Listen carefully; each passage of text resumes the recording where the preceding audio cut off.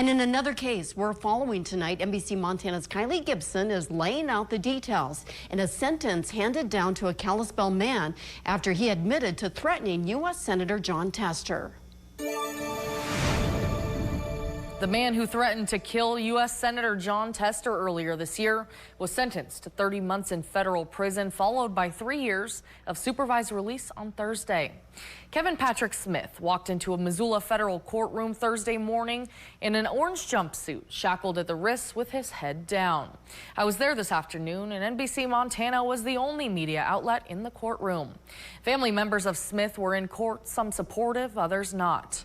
Smith and his lawyer faced Judge Dana Christensen. The sentence comes after threats made in early 2023 when Smith made over 60 calls to U.S. Senator Jon Tester's Kalispell office, threatening to kill him multiple times. The government played voicemails that Smith left for Senator Tester, some saying things such as, quote, "There's nothing I want more than to have you stand toe-to-toe with me.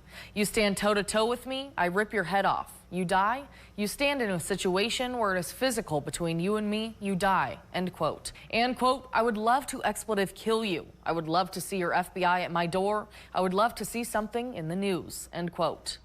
After threats made on January 30th of this year, the FBI showed up to confront Smith, telling him to stop, otherwise there would be consequences.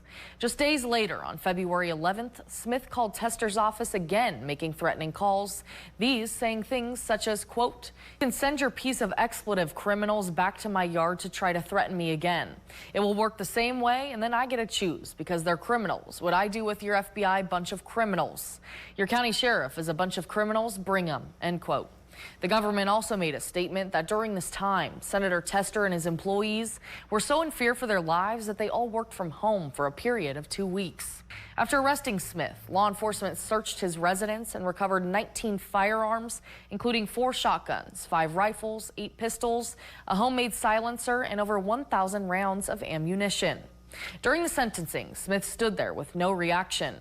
Once sentencing was imposed, Smith was released back to the custody of the U.S. Marshal's Office, where he will be transferred to the custody of the U.S. Bureau of Prisons. Smith was shackled at the wrist once again and was escorted by the U.S. Marshals. It's unknown which federal prison Smith will be sent to, but if we find out, we'll let you know. Reporting in studio, Kylie Gibson, NBC Montana.